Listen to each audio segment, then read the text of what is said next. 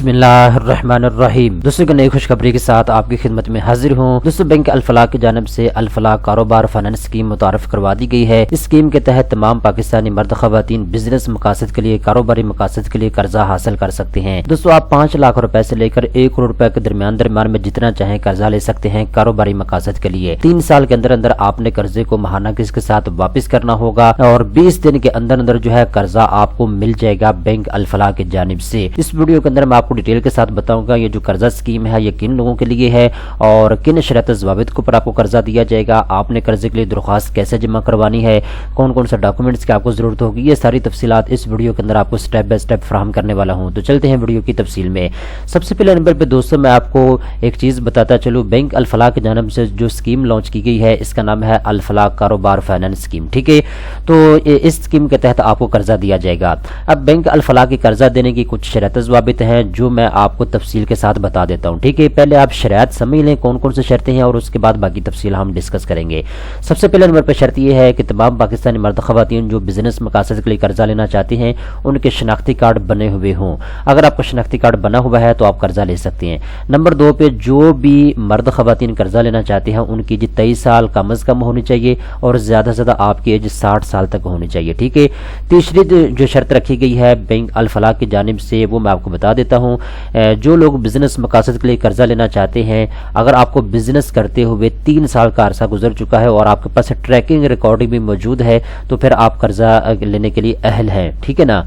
इसके बाद चौथे नंबर के ऊपर जो शर्त रखी गई है वो यहाँ पे उन्होंने बताई है, कर्जा जो है इस शर्त के ऊपर आपको दिया जाएगा अगर आपके पास कमर्शियल प्रॉपर्टी है या फिर आपके पास रेजिडेंशियल प्रॉपर्टी है तो इसके कागजात जो है वो आपको बैंक अल-फलाह के पास गिरवी रखवाने होंगे और उसके इवज जो है आपको कर्जा दिया जाएगा बैंक अल-फलाह की जानिब से। इसके बाद बैंक अल-फलाह की एक और शर्त है कर्जा देने की, ये शर्त ये है कि जो प्रॉपर्टी के कागजात आप बैंक अल-फलाह के पास गिरवी रखवा रहे हैं तो जो आपकी प्रॉपर्टी की वैल्यू है जिसके कागजात आपने गिरवी रखवाए हैं उसका 70% कर्जा जो है वो आपको दिया जाएगा बैंक अल-फलाह की जानिब से। मिसाल के तौर पे अगर आपके पास आपको कर्जा चाहिए बिजनेस मकासद के लिए और आपका जो घर है जो आपके रेजिडेंशियल प्रॉपर्टी है उसके वैल्यू जो है 1 करोड़ रुपए तक है। ठीक है, तो अगर आप ये प्रॉपर्टी जिसकी वैल्यू 1 करोड़ रुपए की है आप इसके कागजात बैंक अल-फलाह के पास गिरवी रखवाते हैं तो आपको 70 लाख रुपए तक कर्जा जो है वो ऑफर किया जाएगा बैंक अल-फलाह की जानिब से। तो इस तरीके के साथ आप इसको समझ सकते हैं। इस तरह यहाँ पे इन्होंने एक और शर्त लगाई है, अगर आप बिजनेस मकासद के लिए कर्जा लेना चाहते हैं बैंक अल-फलाह से तो इब्तदाई तौर पे आप चाहें तो 1 साल के लिए भी कर्जा ले सकते हैं। ठीक है, और चाहें तो आप 3 साल के लिए भी कर्जा ले सकते हैं। मैक्सिमम इसकी जो लिमिट है वो 3 साल की है। 3 साल के अंदर अंदर आपने कर्जे को वापस करना होगा। अब कुछ अहम चीजें हैं जो मैंने आपको बतानी है, आप इनको नोट कर लीजिएगा। जब दोस्तों आप कर्जा लेने के लिए अप्लाई करेंगे तो मिनिमम प्रोसेसिंग चार्जेस जो है वो आपको पे करने होंगे। अब कितने फीसद आपको जो है चार्जेस पे करने होंगे, प्रोसेसिंग फीस आपको कितनी पे करनी होगी तो यहाँ पे इन्होंने लिखी नहीं है, ये डिपेंड करता है आपके कर्जे के ऊपर कि आप कितना कर्जा अप्लाई करते हैं। ठीक है, उस हिसाब से फिर आपसे प्रोसेसिंग चार्जेस जो है वो लिए जाएंगे। इसके बाद अब बात करते हैं जी कितना कर्जा आपको मिल सकता है। तो यहाँ पे इन्होंने बता दिया है जी मिनिमम आप 5 लाख रुपया कर्जा ले सकते हैं, मैक्सिमम ज्यादा से ज्यादा जो है आपको 30 मिलियन रुपीस तक कर्जा मिल सकता है। 30 मिलियन का मतलब है 3 करोड़ रुपए तक आप कर्जा ले सकते हैं। लेकिन यहाँ पे हर कस्टमर जो है उसकी अपनी चॉइस है, हर कस्टमर जो है उसकी अपनी ज़रूरत होती है तो आपने अपनी ज़रूरत के मुताबिक कर्जा अप्लाई करना है। आप चाहें तो 5 लाख से 50 लाख तक भी कर्जा ले सकते हैं, अगर आप चाहें तो 5 लाख से 1 करोड़ रुपए तक भी कर्जा ले सकते हैं, आप चाहें तो 5 लाख रुपए से लेकर 1.5 करोड़ तक, 2 करोड़ या ज्यादा से ज्यादा आप 5 लाख से 3 करोड़ तक कर्जा अप्लाई कर सकते हैं। लेकिन शर्त ज़वाबित मैंने आपको बता दी है, आप इन शर्त ज़वाबित के ऊपर पूरा उतरते हैं तो फिर आपने कर्जे के लिए अप्लाई करना है। इसके बाद दोस्तों मार्कअप आपको पे करना होगा। आप कितने फीसद आपको मार्कअप पे करना होगा ये तो यहाँ पे इन्होंने नहीं बताया, बट ये यहाँ पे इन्होंने चीज़ बता दी है कि 3 मंथ केबर के साथ आपको जो है मार्कअप पे करना होगा। अब ये बैंक अल-फलाह की टीम या इनका नुमाइंदा आपको बेहतर बता सकता है कि 20% आपने मार्कअप पे करना है, 15% पे करना है, 25% पे کرنا ہے، یہاں پہ انہوں نے لکھا نہیں ہے، آپ بینک میں جا کے اس کی تفصیل جو ہے وہ پوچھ سکتے ہیں۔ مارک اپ جو انہوں نے کہا ہے جو آپ نے دوستوں پے کرنا ہوگا، یہاں پہ انہوں نے بتایا جو مارک اپ ہے وہ آپ کوارٹرلی بیسس کے اوپر پے کر سکتے ہیں، یعنی 4 مہینے کے بعد جو ہے آپ اپنا مارک اپ جو ہے وہ پے کریں گے۔ بس اوقات ایسا ہوتا ہے جب کسی بینک سے آپ قرضہ اپلائی کرتے ہیں تو سالانہ بیس کے اوپر آپ سے قرضہ مارک اپ لیا جاتا ہے، ٹھیک ہے، جیسے سال کا اینڈ ہوتا ہے تو آپ کا مارک اپ جو ہے وہ آپ کو پے کرنا ہوتا ہے، لیکن اس اسکیم کے تحت آپ کو کوارٹرلی بیسس کے اوپر جو ہے مارک اپ پے کرنا ہوگا۔ 15 دن کے اندر اندر جو ہے آپ نے اپنا مارک اپ پے کرنا ہوگا ڈیو ڈیٹ سے پہلے پہلے، ٹھیک ہے۔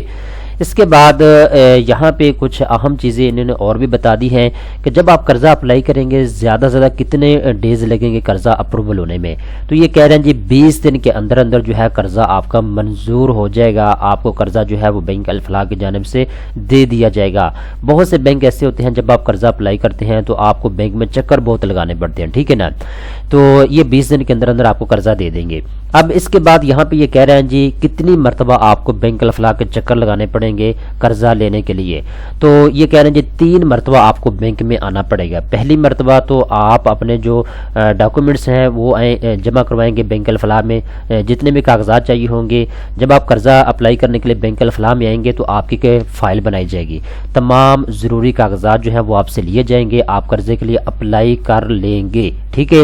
جب آپ کا قرضہ اپلائی ہو جائے گا پروسیسنگ فیس آپ ادا کر دیں گے، اس کے بعد جب منظوری ملے گی آپ کے قرضے کے لیے تو اس کے بعد آپ کو بینک الفلاح میں دوبارہ بلایا جائے گا اور ایک ایگریمنٹ آپ کے درمیان جو ہے ہوگا، بینک الفلاح کے درمیان اور آپ کے درمیان، ٹھیک ہے۔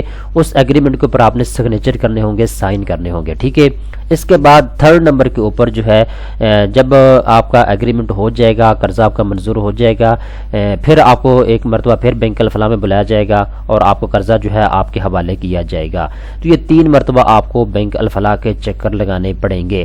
اس کے بعد جی منیمم یا میکسیمم کتنی لینتھ ہو سکتی ہے ایکسپیرینس ریکوائرڈ کی، یہ کہہ رہے ہیں جی 3 سال اگر آپ کو ہو چکے ہیں بزنس کرتے ہوئے تو پھر آپ قرضہ لینے کے لیے اپلائی کر سکتے ہیں، ٹھیک ہے۔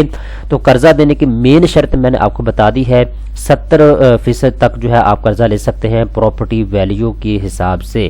اگر آپ کمرشل پراپرٹی کے کاغذات گروی رکھوانا چاہتے ہیں بینک الفلاح کے پاس تو کمرشل پراپرٹی کی جو ویلیو ہے وہ 1 کروڑ روپے تک ہے تو 70 لاکھ روپے آپ کو قرضہ مل سکتا ہے، ٹھیک ہے۔ تو اس طریقے کے ساتھ بینک جو ہے وہ قرضہ فراہم کرتا ہے۔ تو یہ کچھ اہم چیزیں تھیں، کچھ سوالوں کے جوابات ہیں جو میں نے آپ کو دے دیے ہیں۔ اب دوستو اگر آپ ان شرائط ضوابط کے اوپر پورا اترتے ہیں تو پھر آپ بینک الفلاح کی الفلاح کاروبار فنانس اسکیم کے تحت قرضہ لے سکتے ہیں، ادروائز آپ کو قرضہ نہیں ملے گا۔ اگر آپ اس میں اپلائی کرنا چاہتے ہیں تو اپلائی ناؤ کو یہاں پہ انہوں نے آپشن دیا ہوا ہے، آپ کا نام کیا ہے، آپ کی ای میل ایڈریس کیا ہے، آپ کا ہوم ایڈریس کیا ہے، آپ کا فون نمبر کیا ہے، آپ کا شہر کون سا ہے، میسج یہاں پہ ٹائپ کریں، آپ کو کتنا قرضہ چاہیے، کس کام کے لیے چاہیے، کوئی ڈیٹیل آپ پوچھنا چاہتے ہیں تو آپ یہاں پہ لکھ سکتے ہیں۔ اس کے بعد بینک الفلاح کی ٹیم آپ کے ساتھ رابطہ کرے گی۔ اس کے علاوہ یہاں پہ بینک الفلاح کی جانب سے واٹس ایپ نمبر دیا گیا ہے، آپ اس کے اوپر کلک کریں اور آپ جو ہے واٹس ایپ جو ہے وہ جوائن کریں، جو آپ کا کویسچن ہے آپ اس کا آنسر جو ہے وہ لے سکتے ہیں فوری طور پہ، ٹھیک ہے۔ تو یہ ساری تفصیلات جو میں نے آپ کو بتا دی ہے، امید کرتا ہوں آپ کو سمجھ آ چکی ہوں گی۔ اگر اس طرح کی بینکنگ سیکٹر کے ریلیٹڈ اچھی معلومات آپ حاصل کرنا چاہتے ہیں، لیٹسٹ انفارمیشن حاصل کرنا چاہتے ہیں تو فوری طور پہ اس چینل کو سبسکرائب کر لیں۔